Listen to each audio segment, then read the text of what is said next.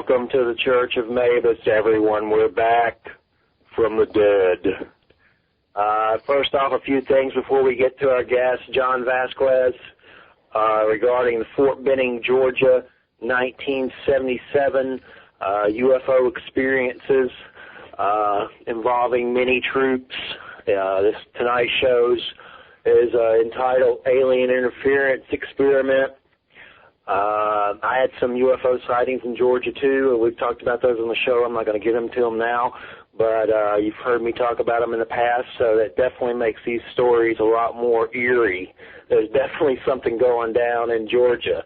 And like I just said to John before we started, that I was poking fun at The Devil Went Down to Georgia, that song, and definitely some truth in that. There's some weird stuff going down in Georgia, and I posted up John's information, for the show on Facebook, and several people came forward and said that they'd had stuff happen too around that area, Fort Benning.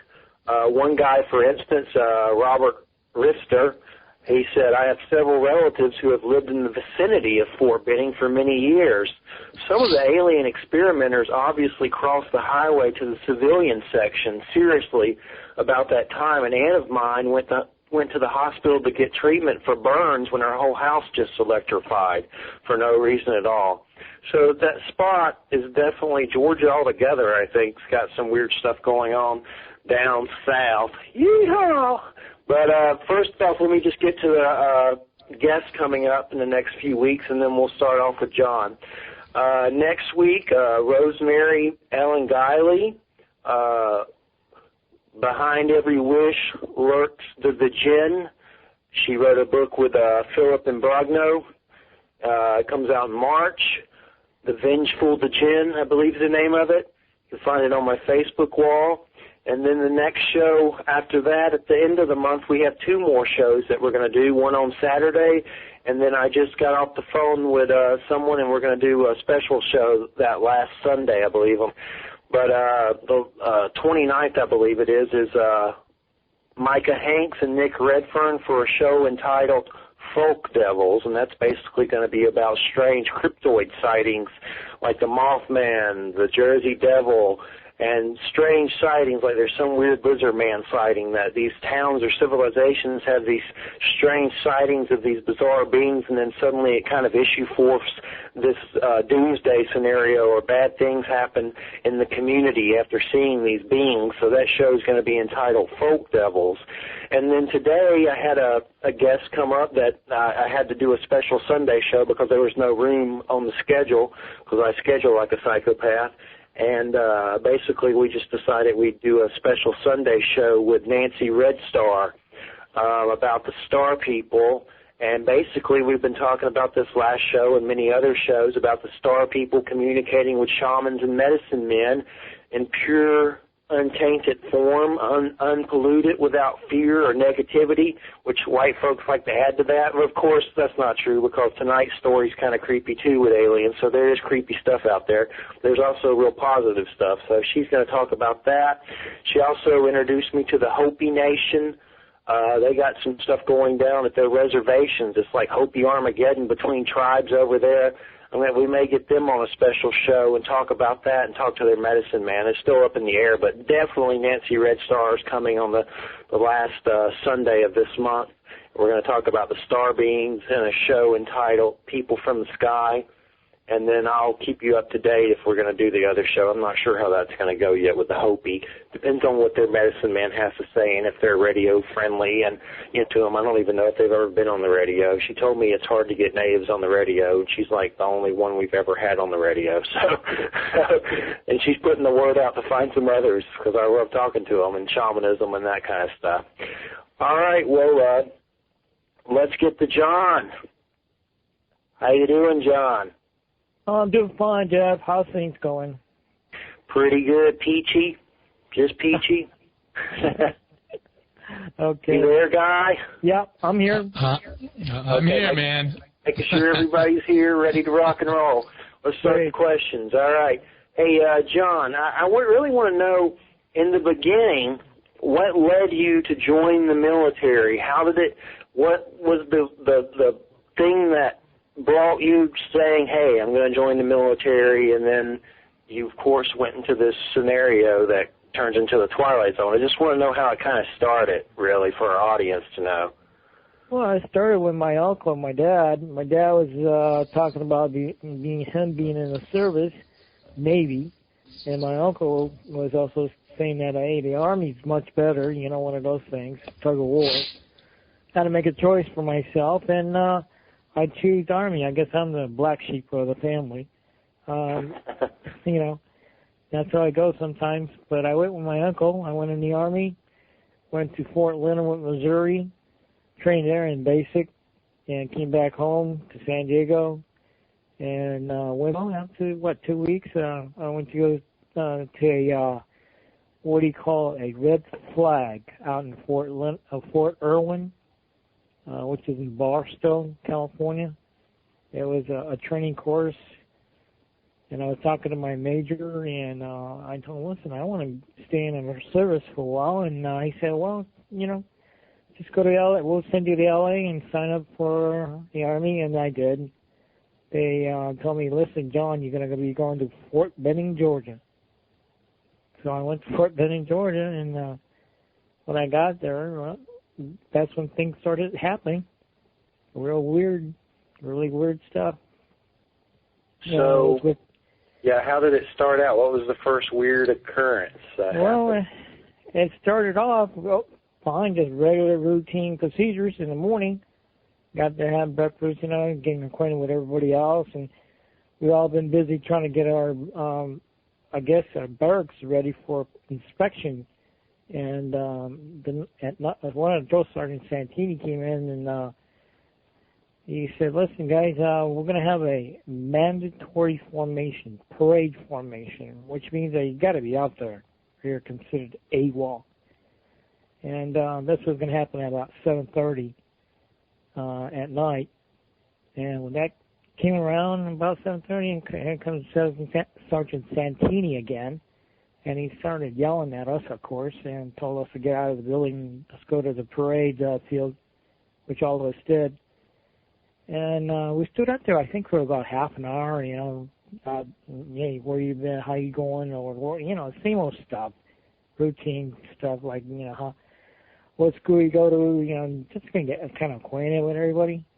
And we stood out there in line, and, well, you know, everything sounded kind of routine, and all of a sudden some tall guy in front of me started talking about, hey, what's that? You know, I didn't pay no attention. I didn't know what he was talking about, but I kept saying, what is that? What's that?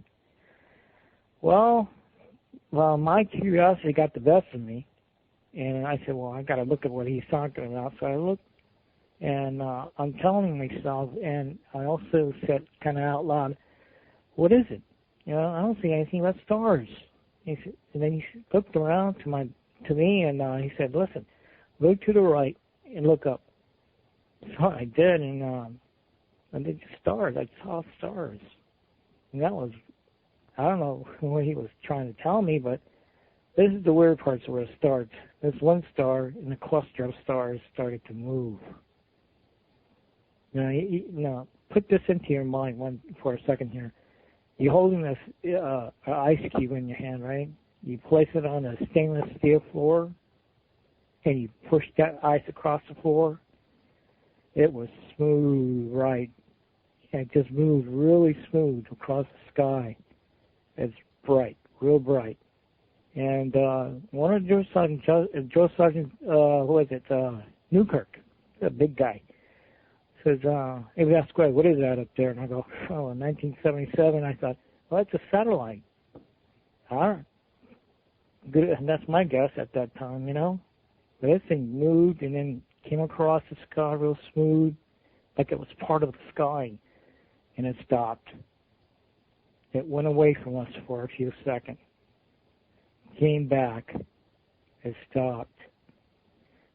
It was like they were searching for something, you know. And it moved across the sky again, and it stopped. Moved away again. Came back. and it started to move across the sky again. You know, I'm staring at this, and so is everybody else now, and they're all pointing their fingers up in the sky and making all sort of noise and telling, hey, what is that, you know? And that's when I think Sergeant Santini this time is telling us to stand at attention because our captain is just walking out of his captain's building and onto this podium. And we weren't supposed to move. Well, I kind of looked up a little bit to see where the thing went, and it was gone. It was gone. I don't know where it went. And then, well, we stood out for another, we started listening to the captain making a speech about our training course and how long it's going to take, you know, and that's when it suddenly, now I'm going to get a little emotional here because I'm still looking at this, and, you know, anytime when I talk about this, and my emotion gets high and low here, but it's like being there. And all of a sudden I hear this rushing noise. I turn my head to my left and I lean back a little bit to see what's going on, and I see this intense light coming down the dirt road, white, pure white, with kind of bluish outline to it. The dark, the place was getting dark anyway, so yeah, I see some of the guys in a Charlie company breaking out of formation. Others were still standing still, and this light was coming down the dirt road, heading for us. I just looked at this thing and I said, what is this? It looks like a helicopter coming down the road. So I kind of leaned forward. And the guy was standing in front of me. I was going to say something when I see this bright intense light heading toward us. I looked up and he's asleep, standing there asleep.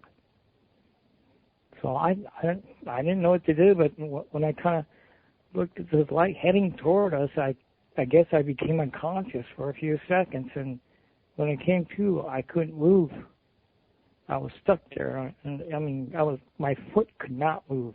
My legs could not move. I was frozen. And all I could do is look to my right, and I see my buddy who was standing to my right running.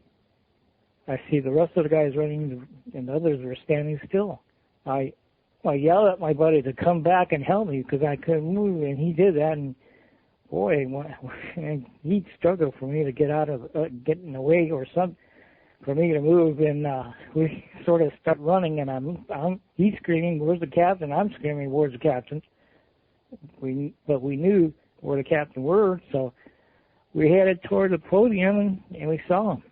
There he was, standing behind this podium. I yelled out loud, wake up. And he didn't. He was asleep. By now, my buddies turned around looking at whatever it is behind us. And when I saw his face, I could still see his face. It was bad, really bad. Just like you'd just seen a ghost. His eyes had popped open. Faces fell.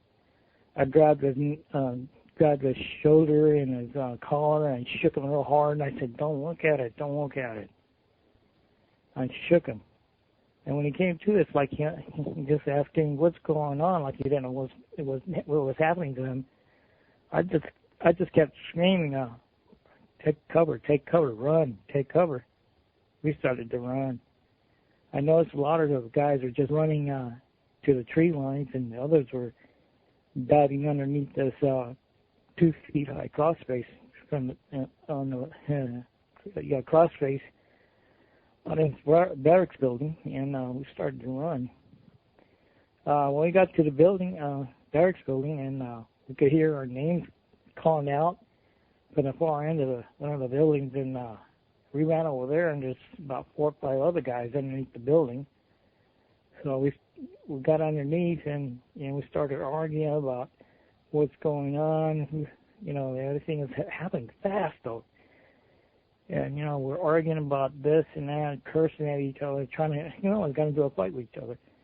I noticed, all of a sudden, we noticed that Sergeant Santini, he started running from the first building we just came from, and we saw him screaming, out loud, and it's like he was ready to fly. His arm was going up and down, up and down. It's ready to fly, and he's screaming, take cover, and he took off running, and we lost him at this building here that we were underneath. And this is also unusual.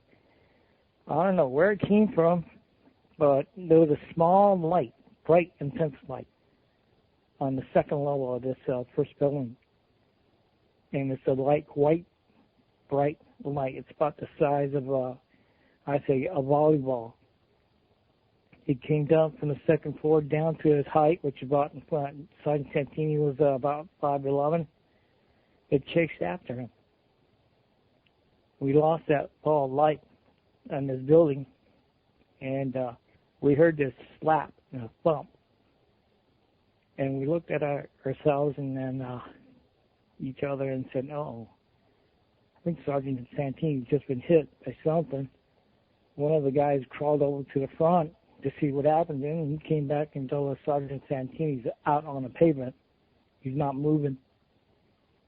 So that's when we started talking and cursing at each other even worse. And right now we could hear what's happening is that from Alpha Company to Bravo Company to Charlie, and it was coming down, the guys who left behind there in formation started to scream. They were all one, and I could hear it right now. I don't know if you ever heard of a man scream as if they were being eaten alive or something, but it was a high-pitched scream. Bad, really bad. And some of the guys are screaming. Some of the guys are screaming, "Mommy!" Now these guys are men, Army personnel. They're men. And some of them are ex-Vietnam veterans, and they're screaming. And I tell my buddy who's underneath the building, "Hey Jones, we need to go out and do something about this. Those guys are getting hurt. They're getting killed." And Jones just turned around and looked at me and said, "Forget about it, John. They're already dead." That's when I panic. I said, "All right, I'm getting everything. Where's the live ammo? I'm going to drop some of these things that's out there, whatever it is." And we got to understand this is what we're going to do. When we're arguing about this, and we're talking about this, it got to be the Russians. It got to be the Russians, because in 1977, that's all you saw: posters of Russians in our barracks. Posters everywhere. Yeah, I remember as a kid, we were always, Russia was on the news. That's all we talked about, who would win. And, it was, Russia was a big, so how many men, John, how many men are we talking about? We're talking about 1,300 people there. Wow. All in formation, mandatory formation. Each company has about 300 people. And this light just came down a road? Yeah. And it just started splitting everybody up, so the people that were left on the field, were they like asleep before they started screaming? They had to be asleep. Whatever it was, it put them to sleep. They didn't move. Some of them got sort of alerted to this object coming down on us, and they took off. They ran to the trees, and others, like I said, running underneath the buildings, taking cover. So, we're arguing about these things happening to us, and got to the point where we're talking about dropping them, shooting them. When we're starting arguing about this and hearing all these screaming going on, suddenly we're not paying attention to what's going on away from us, and suddenly, out of nowhere, at the first building on the other side, the front, huge light, second floor level. It's like a huge searchlight cruising, real slow like. Started moving around the building, and my buddy Alan, who's laying, and the rest of the people they're all laying with me. The building, and Alan just said, "Hey, John, what is it?" And I go, "I don't know what it is, but whatever it is, it's coming toward us." Huge light. I just say, you know what? We need to crawl into the center of the building. It's much more darker. So we all of us crawled over to the center, and by now this huge light just parked itself right in front of us on the lawn. So that I don't, I'm thinking there's got to be a helicopter, but it's not making any winds. It's just a bright, intense light, and that's all it was. It was so bright, it silhouetted the underground here. We're seeing pine woods, and this is not all that's happening now. And looking at all each other like this ain't like this can't be happening, but it is. It's real. It's not fake. It's not someone's dream that this bright, intense light was sitting right in front of us. And John, all the commanding officers are also disorientated. So, I mean, they didn't have a clue or they weren't in on any, like, exercise. They were, like, freaking out, too, weren't they? Anybody else that was on the commanding chain, higher or above? And you're right, Jeff. Some of them were out away from the formation, but they were underneath the building taking coverage. Others were still standing in that formation like my captain, who was asleep. They fall asleep. They're not moving. And we're panicking here. We're in, there's a high volume of intense feeling going here, high emotions. So we're all, figuring out what is going on here, but things are happening so fast. And the odd part, very strange part is this. I started to hear something, a female voice, like it was far away, echo. It sounded metallic. And I'm asking the guys, do you hear this? Do you hear this? Do you hear this female voice? And they keep like, oh man, something's wrong with Vasquez. Something happened to him. And I kept hearing it. And it said this. It's okay. Don't be afraid. Come out. And I'm asking the guys the same thing, and they're looking at me like, oh man, Vasquez. I kept telling him, listen to me. I'm going to crawl to the front, see what happens, and see what's going on. And, of course, all those guys that started agreeing with me, yeah, go ahead, John. You go out there, see it. So I started crawling, I want to get out of there and see what this whole thing's all about. And I noticed on the ground I'm crawling, my hands would disappear. I'm telling him, I'm looking at my hands, and my hands are not there now, but I feel the ground and all. I'm crawling. Maybe because of this intense light was making my hand disappear. I don't know. It's just a strange deal. I started crawling across the sidewalk up to this glassy wall. I stood up. I turned to my left, and this huge light just sitting there. All of a sudden, I see something small scurry right back into the light. I don't know what that was. Something was small, scurrying back to the light. So I want to take a better look at this. I guess I moved a little bit to the front, sir, and something hit my shoulder. It sounded like a fuse being blown, electric fuse. I go down. I feel sick. I'm blacking out. I look up and I see one of my buddies stretching out, screaming my last name. I reach for him, and something else hit my back.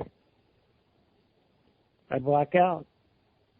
Next thing I know, I hear there's somebody standing on my left and another one standing on my right, and I feel like I'm on some kind of an escalator going up to this bright light in the sky. I look down, And I'm not the only one that's coming up. There's other guys coming up. I couldn't believe it, you know. That's when I really panicked. I said, oh, my God, we're going to get eaten alive here or something. And they kept saying, don't open your eyes. Don't open your eyes. I kept my eyes closed. And I guess I passed out. When I came to, I still had my eyes closed, but I hear the same female voice to me. And she's asking, how do you feel? You know, you can hear my words right now. I know you can. That was strange. How do I feel? When you talk about the female voice the first time and this time, it just chills shot through my body. Yeah, well, it was more than a chill for me. It was some. I'm sure. I'm telling you, I'm laying on some kind of metal slab, and she's asking how you feel. Hey, you know, and she told me keep your eyes closed, and I guess they moved away from me or something, and I turned my head to my left. When I glanced to open my eyes up a little bit, I see rolls and rolls of us laying on metal slab. We were all levitated. In this room, oh my God, it was huge. It was the size of a mall. It was the size of a mall. It was that huge. And all of us are laying on metal slab. Is that all you saw, John, were soldiers? You didn't see like regular like civilians or anything like that? I saw guys wearing the same uniform as I am lying on metal slabs. And of course, I don't know, whoever they were, they kept saying, keep your eyes closed. I could sense that they were around. They were sticking around, and, you know, I guess I'm assuming, well, no, not assuming, I know we went through some kind of physical examination. Because she was asking me a question about feelings. You know, that kind of puzzled me. I said, you don't understand what feelings is? And I didn't get an answer back. So I told her there's two types. One, you feel something, intuition, gut feeling. The other one is somebody standing behind a door and you feel somebody behind there. You know, another one is when you put your two hands together, you feel your hand. And I get the impression that she was really surprised to hear this, or, you know, I did something right. That was odd. That was weird. And I tried to get up, but she told me go back to sleep, which I did. I don't know how long that was, but when I sort of got up, I see this face looking at me, this strange, ugly face. Oh, terrible. The head was looked like it had mumps on his head. Bald. A light bulb. Huge eyes. Tiny mouth. No ears. And he's telling me, look into his eyes. I said, hey, I don't know who you are. Why should I look in your eyes for you, you know? I'm not going to look in your eyes. He kept saying, you have to look into my eyes. It will help you. I said, you're going to help me? So I did. You know, I didn't fight it. I just did, and 3 images came to my mind. One, I was standing in the middle of the ocean. No land for thousands of miles. Can't see nothing but water. And I'm standing on it. The other one, the second one that came into my mind, was that I was in a room with a huge TV screen. I was watching it. And the screen was the size of a room. And it showed me a planet that was, I guess, being destroyed. Everything was exploding. And I had this strange sort of, feeling that it was their planet. Their planet was being destroyed. And they were looking for another one. And I have to assume they already found one, which is here. The third image came to my mind. I'm looking at a humanoid, pale face. Looks like white paste. Whole face is white paste. Wearing a white dressing, white jacket or something. No eyebrows, long nose, small mouth.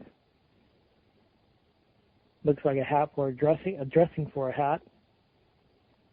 And he had eyes that look like mercury, watery, liquid. That's what I saw.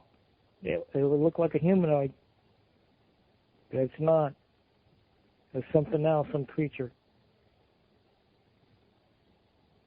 That's the last thing I saw, and what happened next is that I woke up, found myself standing in formation with my buddy, and everybody in that formation, everybody in that whole compound was there. It's just the odd part is my buddy and I was standing on the second line. We're in the fourth line now. Somehow we moved. So when you woke up, everybody was in formation again? Yeah, everybody came back. Everybody was there. Where was the commanding officer? Was he still by the podium? Yep, he's still standing there. Do you think there's some haunting similarities between Rendlesham and this? Almost like some sort of alien presence is showing itself to see how troops react to, I don't know why exactly, to study the troops. I mean, one could easily say they're studying the troops to conquer us, but if they were going to do that, they would have did it a long time ago. But let's say they're trying to make people aware of their presence. I mean, who better to go to than troops? That's the strongest, humans around are troops. I don't know what they're, why they're doing it. There's all kinds of speculation. You can go down some positive awareness, spiritual evolution path, or you can go down some, aliens taking over the world of the world scenario. It can swing either way. But it seems like also with Rendlesham that there was a lot of disorientation, possibility that, similar things happen, that maybe these beings, are really bold and just started, basically experimenting and putting through procedures and studying troops is what it seems like, as strange as it sounds. Yeah, and I understand, Jeff. And I have to put this across. I've been looking into this for the last 15, 16 years, and I've been trying to find documents and reports and whatnot. And I came up with one that was interesting, very interesting. It's a project that the military was conducting at the time, back in 1977, September. It was a project called JAWS. It's an acronym for Joint Attack Weapon System. They were testing, before I say testing, exercising, all right? The military disliked the word test. Exercise is the word. We're talking about this project, JAWS, was for this airplane called the A-10. They were made by Fairchild, and they were flying these planes at Dallas Air Force Base and they flew from Nellis to Fort Benning, Georgia, parked at Lawson Airfield, Fort Benning, and I requested information about this from the Inspector General's office, and their response was that these planes, A-10 airplanes, were not parked at Fort Benning at all. However, when I contacted Donovan's library in Fort Benning, they sent me a photograph of these A-10s parked at Lawson Air Base in Fort Benning. From Fort Benning, the same plane went to England, flew to England, to Bentwater, Woodbridge, where these other airmen had an encounter with UFOs. And I've been in touch with Mr. Jim Pennison, those guys who had a problem or some encounters. And I told them about this, fine. And I believe that those guys had an encounter and much more, but they're not talking about it, which is an abduction. They're not talking about themselves being abducted, but I believe they have. They went through the same courses, so to speak, like us, but these guys are not talking about it.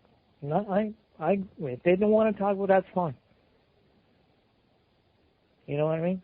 That's fine with me. They don't want to talk about it. But they went through something. Definitely.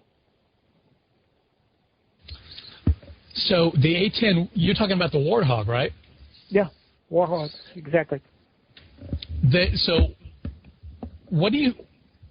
How are you implying that the A-10 had something to do with what was going on? Was it part of a... Well, Jeff, in a way, that could be, because at that time, the A-10, as I found out, that we had titanium metal where the pilots could get protection. And my thinking right now is it's a real good possibility that these outsiders or foreigners or from some other world were interested in this metal that we had on these A-10, and they were following it. Yeah, I may be wrong about that, Jeff, and maybe because we were also all of a sudden being surprised, so to speak, a surprise attack at Fort Benning, and they took off and went to England, some reason, to do the same thing again.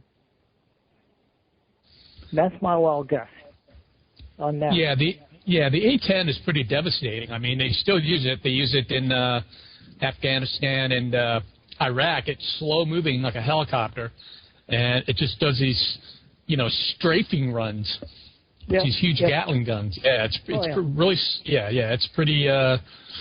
it's pretty awesome. In fact, they tried to kill it, and then they decided to bring it back. So you can't find anything like that except for the Russians. They have some plane just like ours, but then they don't have that. They have the same firepower like ours, but they're different design. But the A-10 is pretty awesome, like you said. So, John, after you guys all woke up, like all 1,300 people woke up, standing at attention, what was the consensus out there? Was everybody just really confused? Did everybody just, Yeah, Joe Sargent, I think it was Newkirk or Santini was telling us, go back to your barracks, that's enough. Just go back. Walk back to your barracks. And I'm thinking here that, hey, where's the speech? I didn't hear no speech from the captain. I'm telling my buddy, where's the speech? What happened to the speech? And so I'm telling him, go back. Just go back to the barracks. So I started walking back to the barracks. I lost my balance. Looks like the ground just came up on me. A lot of the guys fell down. we all got up, walked around a little bit. We felt dizzy. Starting walking back to our barracks, we got sick, and I looked at my watch and it says 7:30. Another guy said, no, it's 3:30. Another one says 4:45. All the watches stopped.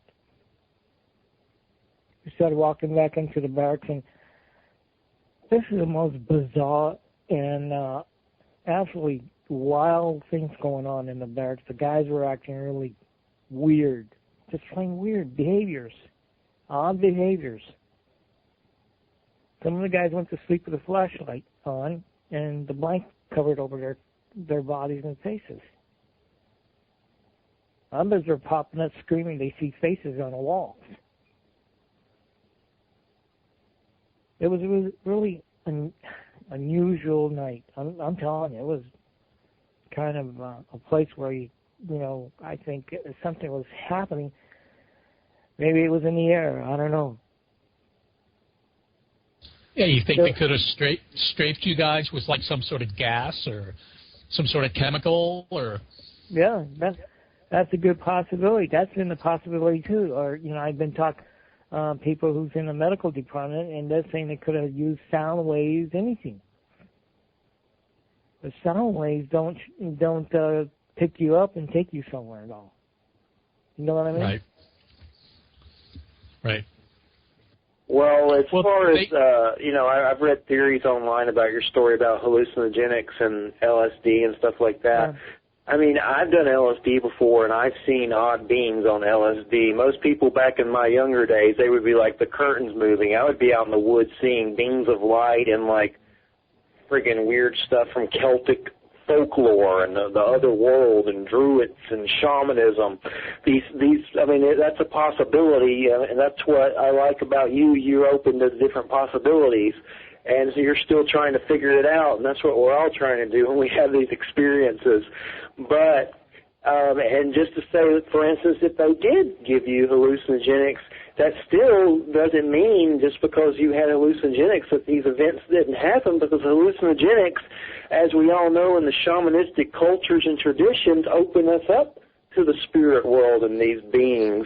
And there's so much crap forced down our throats through consumerism and America and spoon-fed garbage that these psychedelics and stuff like that break down the walls and open up the doors. Like, I could get anyone listening to this, and if the veil dropped of all that's going around us, we'd probably shit our shorts. There's just so much going around us at one time spiritually.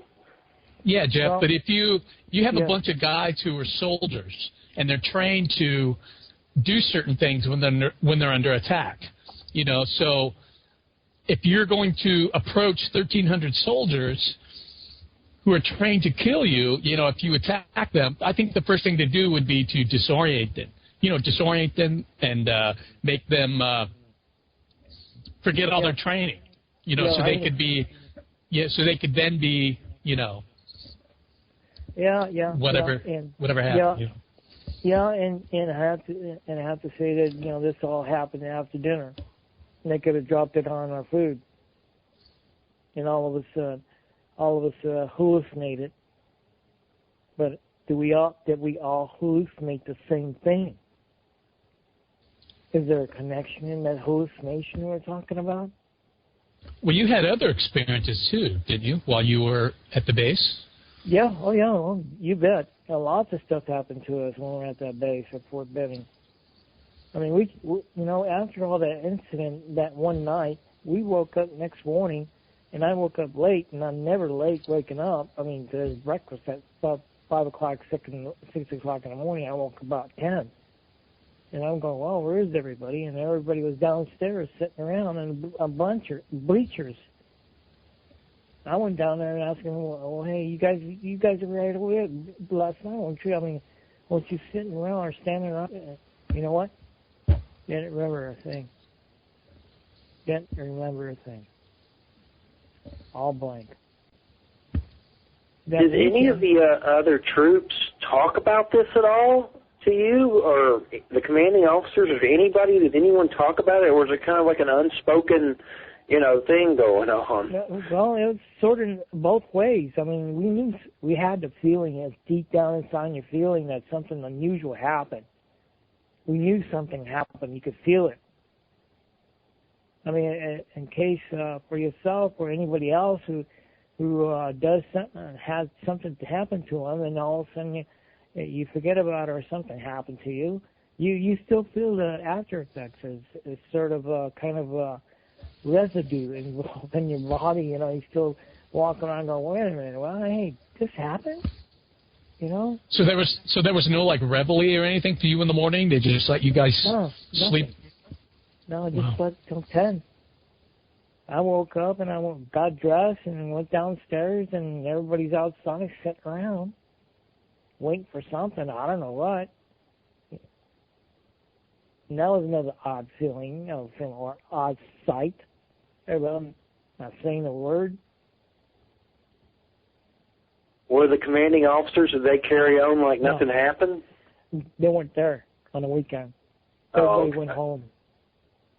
Everybody went home on the weekend, except maybe one sergeant was there, Sergeant Santini. And when did you start deciding to go and talk about this more, go public with it? Well, we trying to figure it out, what was going on that weekend. I mean, it was like a puzzle we put together. Everybody's talking about, hey, they had their own group. They wanted to talk to each other about something, and we kind of walked around the compound, stopping the rest of the other people in Alpha, Bravo, and Charlie. We're talking about this, or there was lots of rumors going around, but we had to talk. It was like a puzzle, really, a puzzle talk. Something like, what happened last night? What happened to us? Or do you remember anything at all? It's a blank, total blank. Nobody had the answers right. Monday came around, and next thing you hear is that only Delta Company was going to be marched out to the forest. Trees out there. We left Alpha, Bravo, and Charlie Company at the post. Only Delta Company started walking out. I'm thinking, Jeff, when this thing started coming down on us, it's put Alpha Company, Bravo Company, and part of Charlie Company to sleep. And as for Delta, when it came to Delta Company, some of us reacted. That's the military inside us that would react to some danger. And we reacted. We started running. That's why they took us out of there, to see what was going to happen to us out in the trees. They took us 8 miles, walked 8 miles out to some hillside. When we got there, it was only, a drill sergeant, maybe our captain, and a first sergeant. That night we started building a fire camp, and boy, Sergeant Santini got really ticked off about that one. Started kicking the fire in our faces, and telling us and screaming at us, don't build any campfires or anything. Some of us got hurt a little bit, got burned, and we had to go talk to the captain about this. That Sergeant Santini's getting wild on us for some reason. And of course, we went up to the captain's tent. He had a tent there, and we told the captain, and he asked the question, "How intelligent are you guys?" We kind of looked around and I don't know what he meant by that, but then we told him we're as intelligent as sending a man to the moon and back. He looked at the first sergeant. First sergeant looked at the captain. They just kind of shook their heads and just walked out. Strange. Yeah, no kidding. Yeah, I'm looking at the captain, and he's just walking out. He says, "The camp's yours. The camp is yours." And he just took off in a Jeep.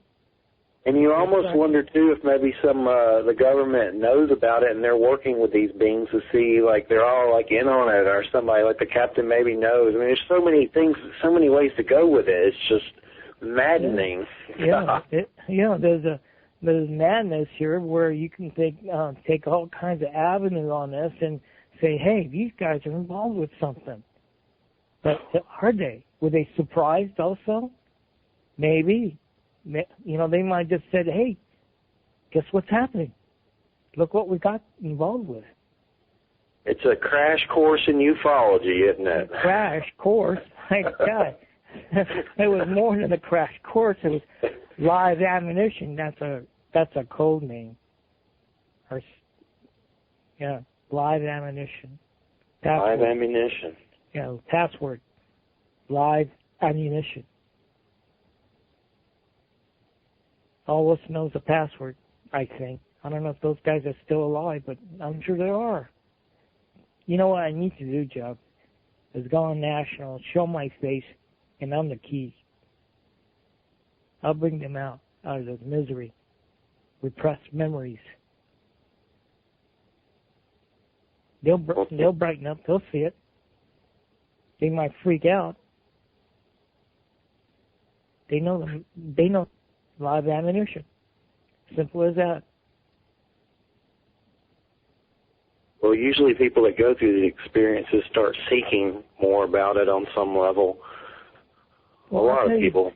Well, I'll tell you, Jeff, you know how that started off with us getting worse and having repressed memory is at the end of the month of September, we had this captain, or what was it, a lieutenant, silver bar, female, 5 foot tall, real petite, walking around in our compound, and I'm telling myself, who is this woman coming around? She's the only woman captain around here. She showed up out of nowhere, and she was John? alone. Yeah. Hey, let's pick this up in the second hour. We got to go to break now. Okay. Just stay on the phone, John. We're gonna keep the phone near you. We're gonna take a 10-minute break, and we can talk, or if you got to go, do whatever. Yeah. But just keep the phone on. We'll take a little 10-minute break. Will do. I'll be here. All right. I'm gonna stare outside and pee off my porch.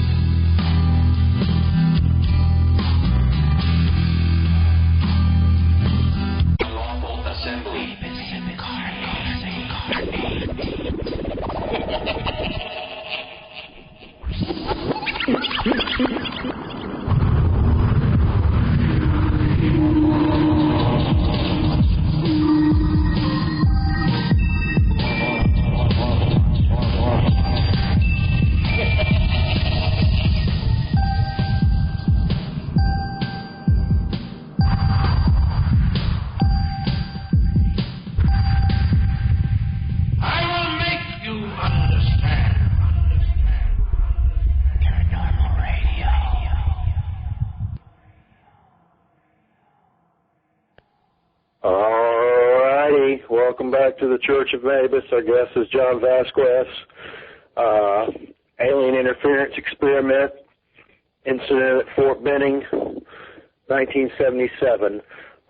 Basically, we're at the point to where John was talking. Seemed the captain was acting a little strange, and then suddenly there's some new faces at the base, which was a woman who apparently was a psychiatrist, right, John? Yes, that's right, Jeff. She was a psychiatrist. We found that out. And did you ever sit down and, talk to her about any of this? No, she didn't. We didn't sit down. She just came up to me one day when I was at the pool room playing pool and watching TV. She just showed up, and she was with one of my friends, close friends, and I don't know. Normally, my close friend would come up to me and ask me, "Hey, John, what's going on?" One of those kind of questions. And I'll tell him what's going on. And this time he kind of looked at her, and she looked at him, and he just walked away. And I thought that was strange. like she was in charge of him or something. He just didn't say anything to me.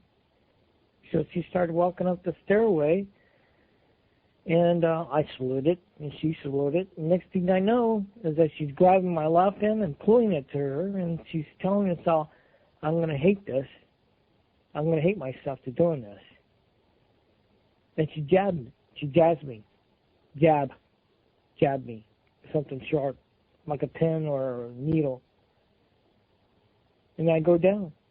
I'm under this drug-induced hypnosis, and she's asking me all kinds of questions. Everything about what happened, my background, my personal life, you know. So she jabbed you with something like out of the blue? She didn't tell you she was going to jab you with something? No, nothing. She just took my hand, and she just gave me a needle. Hit me with the needle on my right hand at the end of the soft part, at the edge. I went under.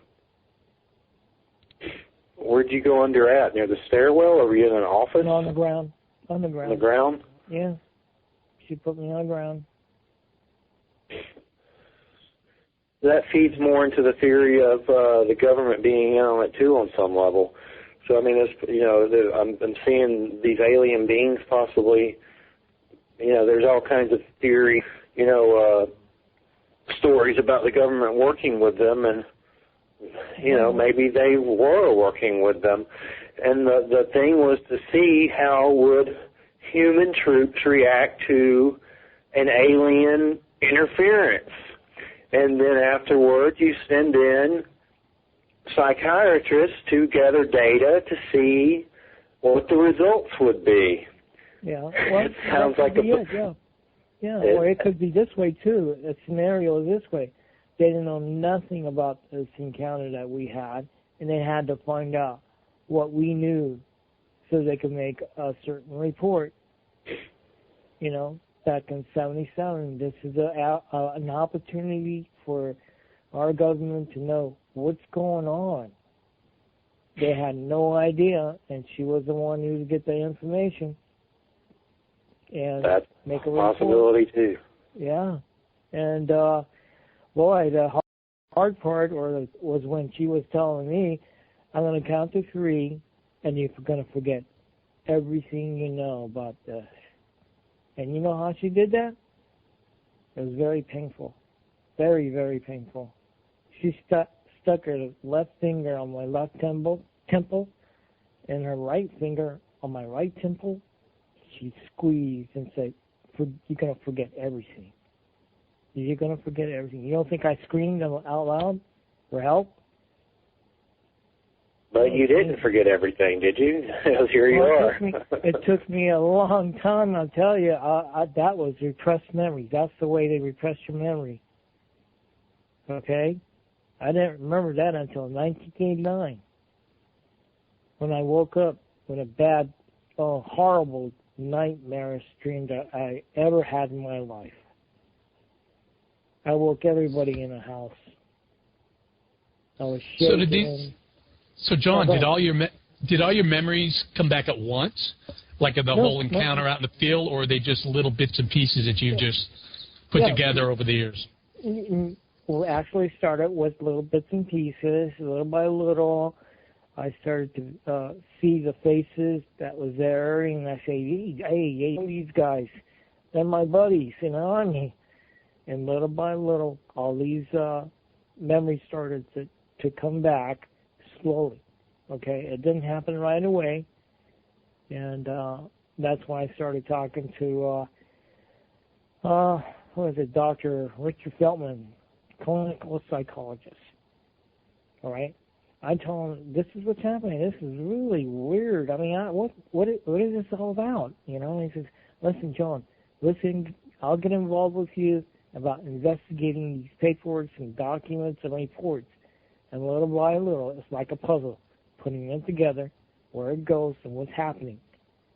And it shows a clear picture about what happened to us, little by little. He believes me. We believe you too, John. It's just, I believe you. Yeah, we believe that you had something very traumatic happen. Now, the psychologist, did she? This was after you had all the experiences in the forest and stuff too, right? Yeah, exactly. Yeah, and all these firing with each other and them shooting his chopper down, and oh my God, it was a nightmare. I'm telling you. What happened? Getting up in the forest with all that. Well, in the forest when we got there, I told you that the captain left, and there's no supervision at all, just 300 of us, and we're the oldest person in there at that campsite was only 25 years old, and we're trying to figure out why did he leave? Why did the captain leave?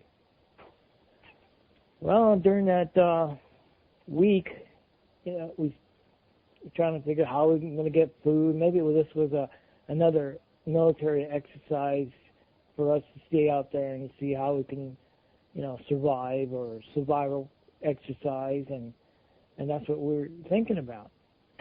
And somebody come up and say, hey, maybe we committed mutiny. And I said, mutiny? What? There was all kinds of rumors flying all over the place. It was ridiculous. But when we were out there, one night, of course, we had live ammunition, which we weren't supposed to have, but we picked that up with this colonel coming around on the other side of the hill to arrest us all. He brought live ammunition. That was his mistake. When we went to the captain's tent, they had a map with numbers on them. Each block had numbers. It's a location of where who's there, what's going on. Figured that this colonel brought. This is the information we got, that this colonel brought another company on the other side of the hill. So all of us decided to go to his camp at middle of the night and take their food and live ammunition, which we did. We went into the colonel's tent and told him, we have your live ammunition, and there was sergeants in there with sidearms. And the colonel says, I underestimated all of you guys. So we went back to our camp. We had a small party going on. We did something good. We all thought it was just still an exercise. But now we got live ammunition, and we're not allowed to have live ammunition in the area we were at, because the firing range was about 8 miles on the other side of Fort Benning. That's the only time you could have live ammunition. So we're trying to figure out, whoa, man, we got live ammunition. That night, or at least 2 more nights later, we're hearing that Green Berets were going to show up, which they did. That was surprising. We had a little scuffle with them and wanted us to give the live ammunition to them, and we asked them, for us to go back to the base under protection. Well, he said, that's not my decision to make. That's not my decision to make, something like that. And I figured, well, it must be that colonel who sent these guys out here. And again, we got into some physical confrontation with these guys. So we started walking our way to this dirt road. And I don't know, well, I can't say I don't know. I was there. But one of my buddies, Wilson, Wilson, he had a flare gun. He shot the flare gun, and we saw this flash. We thought, oh, well, it's a flare gun flash. But no, it was a strange flash. Blinded most of us. And I don't know, I don't know. And after the flare fell to the ground, all of us had this strong feeling of fright. I mean, all of us felt fright of being out there. So we started to walk back to the clearing where our tents were, which we built. The tents were all gone. I don't know how well. It just disappeared. The tents just disappeared. We're trying to figure out where the tent's at. We stood out there in this field. We stood at this field for a while, and we tried to go back to the road. And we said, "Let's go back to the road. I think we'll feel much safer on the road." And when we tried to do that, we couldn't. It's like some kind of force was around us, force field, something. We couldn't move. So we forced ourselves to push each other to move forward. Somehow we broke through something, started walking back to the road, and two of our guys took off back to where we're standing at. And I asked Jones, "Hey, why are those guys running over there for?" And he tells me that they see some other people standing around there where we were just there. They started running over there, and I said, "No, just calm back. You know, we're gonna lose them." So they started coming, and they called them back, and those two guys ran back to us, and they looked like they just seen a ghost, both of them. Their faces were white, pale, and we're asking them, "What's wrong? You know, what do you guys see?" And they're pointing to the group of people that I could see like shadows, and so did the rest of the people who were standing with me. And I said, "Well, let's go see who these guys are." And so we started walking over there, and you talk about feeling of horror and terror. You know what we saw? We saw ourselves standing in front of us. Yeah, it sounds real, I don't know how you put it, it's so crazy, so wild. We're seeing ourselves looking at each other. You talk about horror, terror. Weird. Worse than weird. I started screaming, "Let's get the bleep out of here," you know? That whole place is just like a freaking mind screw, man. Something, Jeff. Something was happening to all of us at that split second. Something was happening to all of us, and everybody was freaked out. We started walking away from the same guys. I mean, walking away from us. We went back on the road. Again, Wilson shot the flare, and then again there was a bright, intense light again. And when the flare dropped to the ground, we didn't feel frightened anymore. We weren't frightened. So we started walking back to the field again. And this time the tents were there. I don't know when they showed up, the tents. They were all there.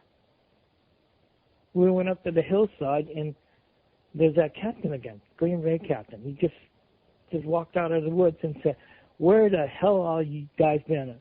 You guys were gone for 5 hours." And I go, "Whoa, man, we were just gone for about 5-10 minutes." I never heard of captains, using 4-letter words and all kinds of colorful words. That's the first time I ever heard this captain say something like that. I mean, he was frightened. We were gone 5 hours. Wow. You talk about the strangest thing happening? Man. That's why, you know what, Jeff? I really, really want to make a documentary or at least a movie out of this. I really do. At least I know what I'm seeing every time when I talk about this. I don't know about the rest. I mean, they might think, oh, this is all Hollywood. No, I don't think so. Not the stuff we went to. Not the stuff we went to. And then you have to wonder if this phenomenon was going on at other bases, and the government was just trying to figure out what the hell's going on, and maybe they knew that it was, some beings testing the troops. I mean, that's another, different perspectives to look into it, but, this could have been happening at many levels to government personnel, from Britain to here to, God knows where, and the government maybe was just trying to figure out what the hell was due, and maybe they weren't in on it. And then they sent the psychiatrist out to, study it and to find out, what was going on. They might have dealt with this before. I mean, it's just, at any point, did anyone in the government or your unit or any of the higher-ups later on, or did anyone ever approach you and say, hey, John, you need to shut up, or threaten you or anything about talking about this stuff? The point, you make a good point about that cat or that lieutenant, female lieutenant, shut us up real fast with those hypnosis she conducted on all of us. I haven't heard anything from my buddies and my friends.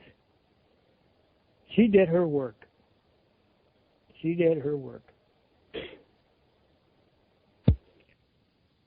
And just maybe there's something in you that was stronger and remembered it. Yeah. How do you feel? Well, I feel free. I mean, I was closed up. The door was locked. You know what I mean? I mean, Dr. Feldman says, how do you feel, too? The same thing. And I say, listen, I feel like I've been, my ball and chain's been come off. That's it. I'm free. It's been years and years and years. So have you reached out? Have you tried reaching out to any of your close friends? I tried to find him. I even contacted, what was that, Fort Benjamin in Indiana, where they keep all the paycheck stubs and information about the people who was at Fort Benning. And their reply was that we can't give you that. And I said, wait a minute, I'm just asking for their names. I'm not asking for the Social Security, the telephone, or the address. I just want to know that you have a names and the people who were at Fort Benning with Delta Company and 1st Battalion, 1st Infantry. They just said, no. In short words, no. We can't give you that. I'm telling myself something. At that time, I'm telling myself, oh, my God, this thing did happen. Did you, after you went back home, away from Fort Benning and everything, and you went to, I guess, San Diego, have you had any experiences that have happened outside of Fort Benning? Well, there's some part of it that's a bit odd. It's like I'm a beacon or something. I'm going to what was it? Hotel del Coronado, and I was working there as a waiter. And one day I was late, so I come back. Had to go around to the garden room, and the glass doors were locked up, so I had to go back out and see this lady up on the second floor. Silver hair down to her waist, wearing a white gown, and walking across to the second floor. And I said, good morning. And she looked at me and gave me an angry frown. I said, oh, gosh, I'm in trouble. So I walked out to the hallway, and then I could hear her say, it's not your fault. So I went back to see what she meant by that, and she was gone. Later, about a day later, a maitre d' and one of the waitresses come up, and even a bus boys, they're all telling me, hey, there was nobody up there. And I'm telling them, what do you mean? What are you guys talking about, nobody up there? There was a lady walking around, maybe she got lost, this is a big hotel. I heard that there was 1920, somebody murdered this woman. And I'm thinking, what are you guys talking about, ghost? I don't think so. I don't believe in ghosts yet. But I'll tell you, so, I mean, you get to some places and you go homes in, the Whaley House we've got right here in San Diego, and everybody knows about the Whaley House. That place is possessed, I'm telling you, really possessed. I mean, everybody knows about this Whaley House on Old Town. The swing rocks back and forth by itself, and they hear music playing. I don't know, Jeff. Well, when you say she was frowning or angry, I mean, most of these beings that, the typical beings that you've sort of described and the ones that we're familiar with, they don't exactly smile, do they? I've never heard of a smiling gray alien. No, that I know of. No, I don't think this woman I saw at the Hotel del Coronado was a being at all. I think it was a spirit, somebody who passed away a long time ago, because the way she floated across the floor, I'm going, well, where's, how she's doing, I don't know, but I thought maybe I'm a beacon or something, that the spirit like to come along and see or what. I don't know, I never went through that road yet, but I'm getting pretty close to going there and to find out more stuff about this. Well, when I've had my experiences before, I've had friends tell me, Jeff, you're obviously attracting these on some level, and I went nuts thinking I was like an alien or something. And that's one thing we got into a little bit with Travis Walton and Tom Reed when we did our Fearophobia show. Uh-huh. I brought up my theory that, I mean, for instance, we all know that we have an eternal, immortal soul inside of us that obviously came from another dimension before it came into the earthly realm, and who's to say these beings aren't caretakers of that dimension or of the earth or other dimensions, and who's to say our spirit on some level didn't interact with them, or maybe our spirit or soul is them on some level and we are them on some level. I'm saying I'm right, but just a theory, but who's to say that maybe on some level in another dimension we didn't agree to, possibly we did agree to go through these experiences, and then a part of us agreed at that time to remember and to be aware of these experiences, and then to become a messenger to let people know that, hey, there's a lot more to life than, what's going on. There's a whole lot more going on. And maybe, that's something I've thought about with my experiences, and it kind of came up again when we were talking about, I started remembering talking to Travis and Tom about that. I mean, it's a possibility. That's ufology. It's a possibility. Speculation. But for me personally, it makes sense because I had some experiences where I was having bad luck getting interviews, and I prayed, and the next thing you know, I had mass UFO sightings with family in the sky here in Florida, and then shortly thereafter, I'm on the phone with Stanton Friedman and, all these people and getting interviews like it was connected to these, seeing these UFOs, like my luck increased. It was a good omen. So that's a theory, too, that I kind of throw around that I actually feel very comfortable with, and I don't know. For me, I think there's something to it. I can't speak for everybody, though, of course. Yeah. Well, that's interesting, Jeff, because, you mentioned about spirits and you had sort of a connection with the spirits because my great-great-grandpa, he's a Zuni native, and he's from Weaver, New Mexico. And I used to have stories that he used to tell my dad that the people who pass away would return back as eagles, wolves, animals, some kind of animal. But sometimes the spirit do show themselves to make you look at the future, your life, and sort of being a guide, And, I still can't put my finger onto it because, once in a while this sort of unusual feeling or this unusual encounter do happen with the spirits. But that's once in a great while. Now, so do you see, John, do you see like shadow people or anything like that on a regular basis? Do you see... No. You don't see anything like that? No, No? no.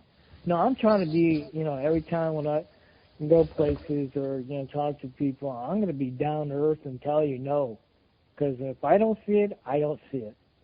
If I experience something, and if it's as weird as this story that I have, as wild as this story that I have, I'll do my best to give you an image of what happened to us and what was going on at the time. And it's real. It's not, some kind of imagination or hallucination I had back in the military. Every day is a reality, and that's where I'm staying at. Down the Yeah. Well, it's kind of my belief that when something like this happens to someone, it makes them more receptive to other things or make them pay attention more, to other things, which all of a sudden you'll start seeing, ghosts or, people talking. Your senses become more alert to what's going around you. Right. It does. It really does. It's like a tingling. It's like your body becomes tingling, and you got this goosebumps over you. It's like something is crawling over you. That's Yeah, I call it your spidey senses, man, like Spider-Man, because there you go. I get that too. I'll start getting that weird feeling, and all of a sudden, something weird will happen. I've had that all day today. When I talked to Nancy Red Star about the native, the Hopi and the Star people talking to the shamans and stuff, I did. When John started talking about the female voice, I did. And it's something that doesn't happen to me all the time. But today, it's been happening a lot, a whole lot. It's like I said, when I heard this female voice, it sounded like a far away sort of echo, and it's metallic. Like she was in some kind of room or something where the sound just comes back at you, And it sounds so far away. I mean, that was so weird. It was weird. I'm telling you, I'm hearing this, and I'm asking the guys underneath the building, do you hear this? Do you hear this? And they're kind of looking at each other like, hey, John, something's wrong with John. Something's happening to him, So that's where it was at that time, and I'm telling the guys, listen, I'm going to go out there and see what's going on. That was my impression. So what do you think happened, John? What do you think was the deal with seeing your doppelgangers? Were your doppelgangers, were they, surprised to see you too? I'm sorry, what was that again? When you saw yourselves out in the woods? Yeah. Were your other selves surprised too to see you, surprised. or were they just acting normal and doing? No, they looked at us like they were seeing like a ghost or something. Oh, okay. I mean, their eyes are all popped out, and they're looking at us, and we're looking at them, and I'm looking at myself. I thought it was a mirror or something. No, it wasn't a mirror. There was no huge mirror out there. I know there wasn't.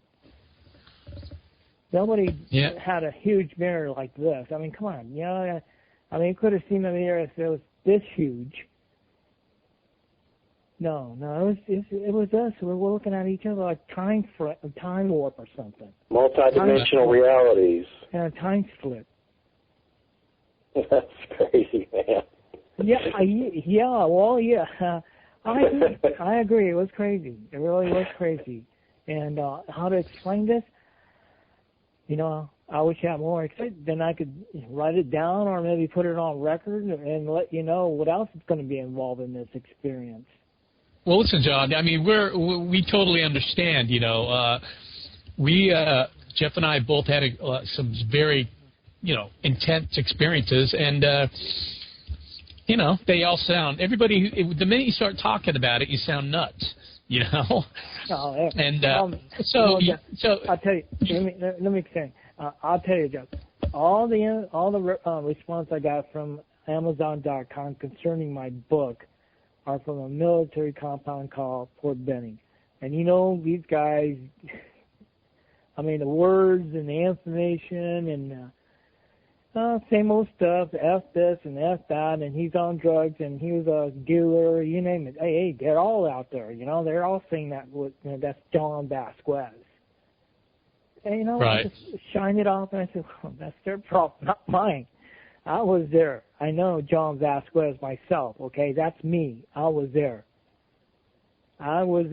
Present.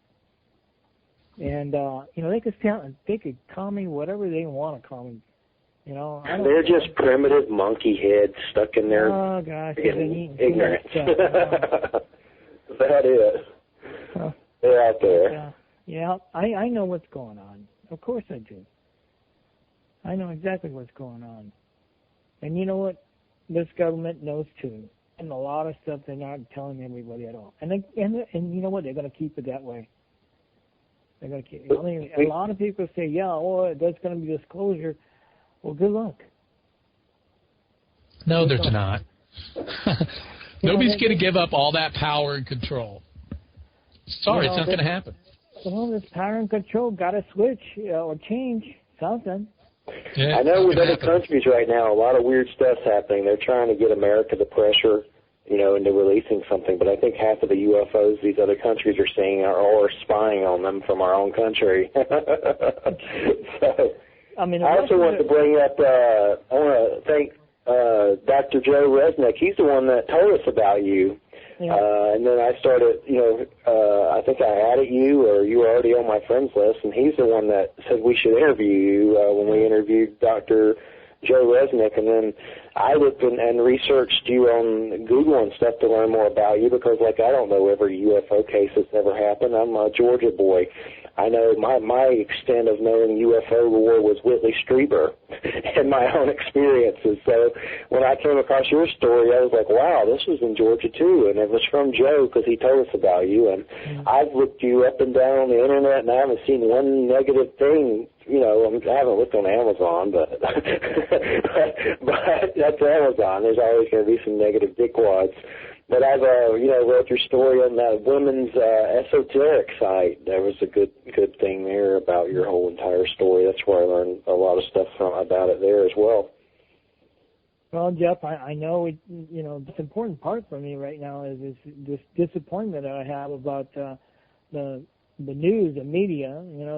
They want to listen to a lot of these experts. Sometimes I get a little teed off about these experts. Who are these experts anyway? They got a panel going and want to judge you for your stories, and they call themselves experts. And I'm telling myself, if they were experts, you mean they're saying that they were there? They've been abducted too? But no, they never say that. They never say that they've been abducted. Only that they have a story they heard, and they go to these meetings and they approve of their answers or questions they have, and they become experts.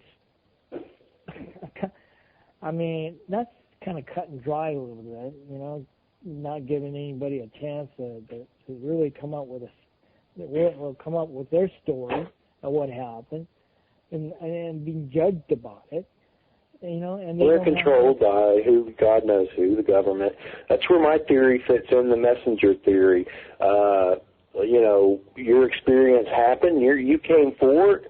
You told the truth about it, and let's pretend that everybody that comes forward with their experiences, who's involved as a guest on a show or who does a radio show, who's out in the public doing their bit, talking about this, raising awareness, pretend you have a metaphysical, catapult. We're all firing these catapult wall, hoping it falls down. And, sure, disclosure may not ever happen, but lately, the UFO stuff is definitely a level of bizarre in our lifetimes that I don't believe has been present before in other lifetimes. I mean, the Vatican's, come forward saying they'd love to baptize aliens, which is creepy. It's like you kind of screwed up the Native American thing. You might want to stay away from the aliens. Mm-hmm. And then there's all these, discoveries of Earth-like planets, and, there's life here, Saturn, water on the moon. I mean, we have to admit that it's leading up to something, even though it's baby steps. We all know the truth, but it's like, there's a lot more going on with it than usual, and I do believe more is going to happen. But I'm also a pessimist on that level. I think the only way anything's going to happen too big to find out the truth is if something really ecologically chaotic happens, such as the plate shift or, some kind of global apocalyptic, reckoning, which could revolve around the whole Mayan calendar situation that's approaching. Maybe something so ecologically horrible could happen that these beings finally just come out to, I hate to use the Superman Jesus save us theory, but I don't know. It's just speculation too, like everything. But but that's just you got to look at it when you're feeling down about it. That you've done your share. You wrote a book about it. You do the show circuit. You're firing your catapults right next to us. We're knights on the front line. And sooner or later, that son of a bitch is going to fall. Well, it's like this. It's like this. It's like when you feel your first earthquake, you figure, what is this? And the whole building's moving, and you never had this experience before. Now you do. I feel the concerned and the concern about the people who never had an experience like this.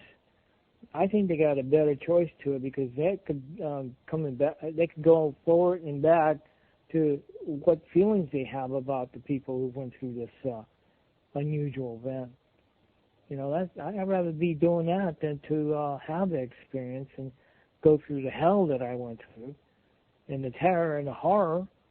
I'd rather say, listen, I heard a lot of stories, but I'm not an old expert, that's for sure. Unfortunately, I went through something that's so bizarre, so strange, that it's like having to feel an earthquake, a huge earthquake, that everything moves, and your mind is telling you what is going on here. You know what I'm saying? It's that strong feeling that something really odd is happening to you. It's called a constant apocalypse. Something, I'll tell you that for sure. It's happening to you. It definitely is happening. I wish a lot of the people who really are interested or want to find out the truth, they should go to Fort Benning. They should go to Fort Benning, who going through it right now. And one's like I said way earlier, that one's a drill sergeant, and his wife is going through the same area, which is on Sand Hill. That's the same area that I was training back in 1977 with the old building, barracks, 2-story high with huge windows. And they're seeing on Sand Hill intense lights moving around there. Now, these buildings, these old buildings that I was staying in are gone now. And the Fort Benning, Georgia company, company, which company I don't know, but now they got buildings that's called starships. Yeah, it's much better than the old ones. I mean, we had to go on the side to another building, go have lunch, dinner, breakfast. Now these new buildings are everything are inside, like a mall in itself. And they call them what? Starships? Starships. That's weird. And they're being obsolete now too, becoming obsolete. They started building those things back in 1982. I talked to a California Highway Patrol officer who came up to me one day, and we started talking. And I said I wrote a book about Fort Benning. He popped up and says, "Hey, I was a lieutenant or a captain back then at Fort Benning." I said, "Well, here's my book. Things were happening." And I asked them about the old buildings. They told me, they destroyed that, landscaped the whole thing, and built new buildings called starships. And I went into some investigation on that to make sure I'm going to have some connection here. And sure enough, they're called starships. Oh, yeah, one thing before we close out, I wanted to ask you about you were telling me an email about the info about the crash that happened on channel WTVN9 Columbus, Georgia, some kind of crash? What was that? Yeah, that I found out that one of my friends, I think it was telling me that was a UFO crash back in November 28th or the 26th, 2006. Something dropped out of the sky, and the FAA, Fire Department, and Army Fort Benning personnel were all there searching for this object. They found something. They thought up, trucks and all, and they picked it up and took it back to Fort Benning. So, and then there's a video about that on Channel 9 News, Columbus, Georgia. I've been talking to a reporter named Chuck Leonard. That's his name. He knows about it. Chuck Leonard. He knows about this crash. They got a video there. They investigated. I'm sorry. Georgia, Georgia, oh, yeah. Georgia, on my mind. I miss Georgia. I do miss Georgia. I don't ever want to go back there. I've had so much bad stuff happen to me there. The UFO stuff scared the hell out of me, but I've also had, all kinds of other bad crap happen. I don't even want to step foot there. Well, I'll tell you what, I don't know. It just kind of seems to me to have this longing to go back there again, because there's some places there that's still going on. It's active. Yeah. It's active. I don't believe it, but then it's active. Right now, if we go back there, you and I go back there, and everybody else wants to follow along, I know a place that this thing's happening right now, like Joe Sargent and his wife, who's right there in Fort Benning right now, as we speak, is encountering unusual bright lights, hovering all over the place, moving all over this. And they're taking a video and pictures about this event going on right now. And that's what, 30 years since 1977? Yeah. And these folks are seeing this?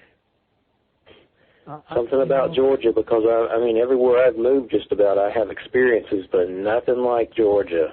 Yeah, nothing like Georgia. Nothing's ever compared to those. There's something is going down in Georgia. It's all that moonshine you guys are drinking down there. Well, there you go. Down to Georgia. Yeah. There you go. Now you're talking. I tasted it. Yeah, I tasted it. Oh, yeah, so have I, man.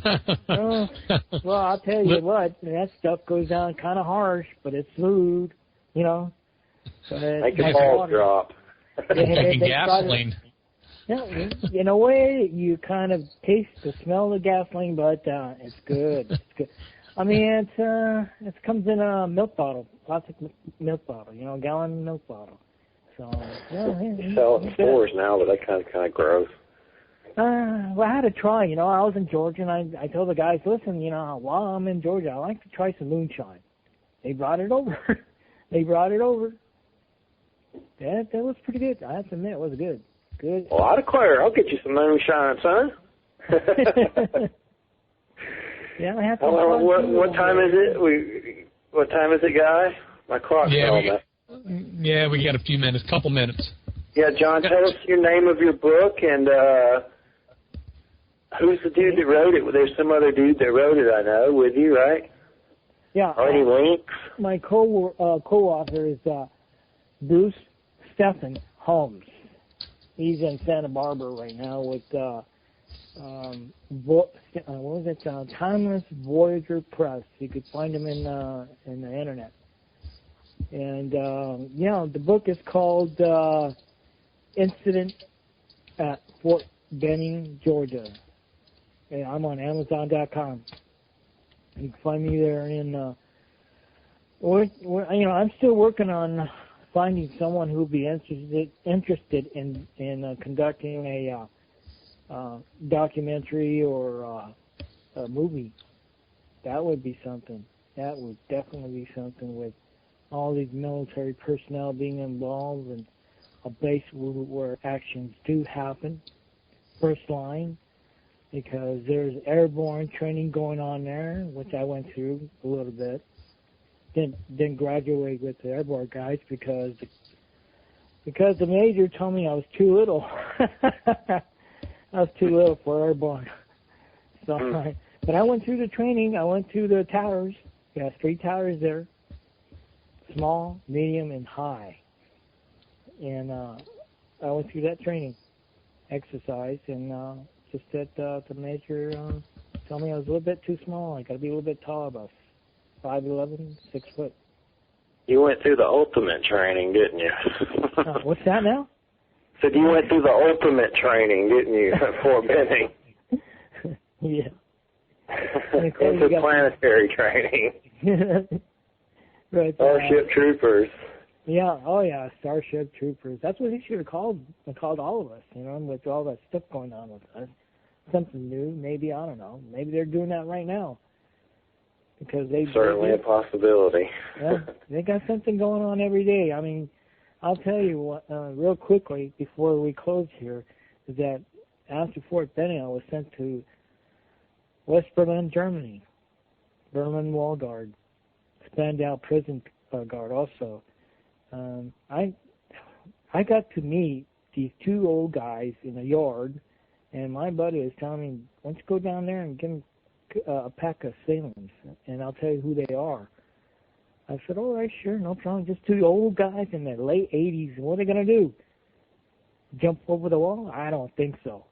The Russians wanted to shoot them right down on the spot. And I went downstairs, gave him some sailing cigarette pack and smoking, and then I went back to my buddy and I asked him, so what's the big deal on these 2 old guys? And he said, one's Rudolph Hess and the other one's Albert Spears. I said, no, can't be.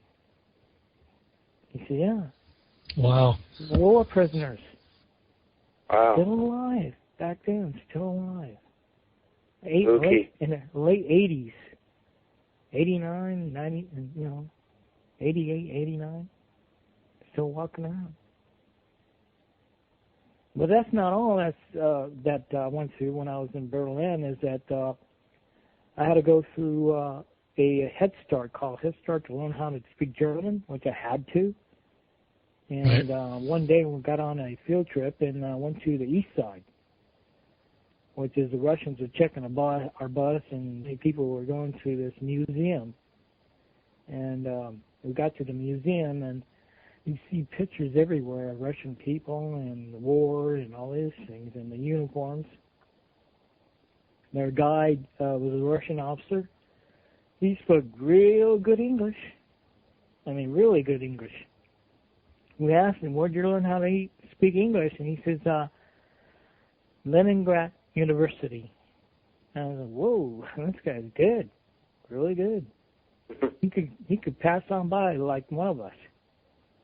He kind of motioned us to go downstairs and see something, and there's 30 of us, and we went down the stairway, and when we got to the bottom of the stair, he was telling us to come over to these 3 glass casing, right? And we're talking to each other like, what is this guy trying to show us? And when we got real close to it, he pointed out Hitler, Göring, and Himmler. Now we freaked out, all of us. We just said, no way. But you know what? Hitler was Hitler. You could see his face burnt a little bit on the left lip. His mustache was still there, and the giveaway was the way he combed his hair. They were dead? They were dead. Oh, man. His eyes were slightly open. Dead people sometimes have their eyes open. Yeah. He's Hitler's dead body. Yeah, Hitler's dead body. There was no mannequin. All right, well, John, let's end on that note and start another story. We'll definitely have you on again sometime.